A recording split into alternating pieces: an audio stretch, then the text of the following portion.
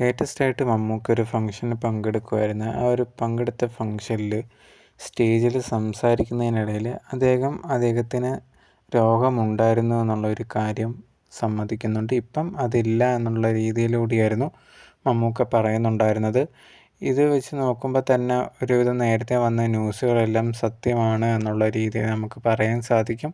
കുറച്ച് മാസങ്ങൾക്ക് മുമ്പ് മമ്മൂക്കയെ പറ്റിയ ന്യൂസ് ഇങ്ങനെ കേൾക്കുന്നുണ്ടായിരുന്നു. അദ്ദേഹത്തിന് ക്യാൻസറാണ് എന്നുള്ള രീതിയിൽ.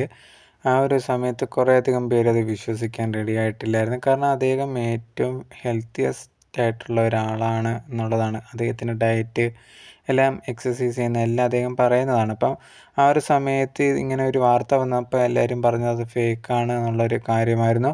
ആ ഒരു സമയത്താണ് ലാലേട്ടൻ ശബരിമലയിൽ പോയ സമയത്ത് മമ്മൂക്കയുടെ പേരിൽ ഒരു വഴിപാടൊക്കെ നേർന്നിട്ടുണ്ടായിരുന്നു. അതും ഭയങ്കരമായിട്ട് ചർച്ച ചെയ്തിട്ടുണ്ടായിരുന്നു. ആ സമയത്ത് ലാലേട്ടൻ പറഞ്ഞ കാര്യം, എൻ്റെ ഒരു ബ്രദറിനെ പോലെയാണ്, അദ്ദേഹത്തിന് വേണ്ടി ഞാൻ ചെയ്തു എന്നുള്ളത് മാത്രമേ ഉള്ളൂ എന്നൊക്കെ പറഞ്ഞിട്ടുണ്ടായിരുന്നു. അങ്ങനെ ഉണ്ടായിരുന്ന സമയത്തും കുറേയധികം പേര് പറഞ്ഞു ഇത് അദ്ദേഹത്തിന് അസുഖമായത് കൊണ്ടാണ് എന്നുള്ളത് പറഞ്ഞിട്ടുണ്ടായിരുന്നു. പക്ഷേ ആരും നമുക്കത് അക്സെപ്റ്റ് ചെയ്യാൻ പറ്റിയിട്ടുണ്ടായിരുന്നില്ല. പക്ഷേ ഇപ്പോൾ അദ്ദേഹം തന്നെ പറയുകയാണ്, എനിക്ക് രോഗബാധിതനായിരുന്നു ഞാൻ, അതിപ്പം മാറിയിട്ടുണ്ട് എന്നുള്ളൊരു കാര്യം. ആ സമയത്ത് ബുദ്ധിമുട്ടുകളെക്കുറിച്ചൊക്കെ മമ്മൂക്ക ആ ഒരു വേദിയിൽ വെച്ച് പറയുന്നുണ്ടായിരുന്നു.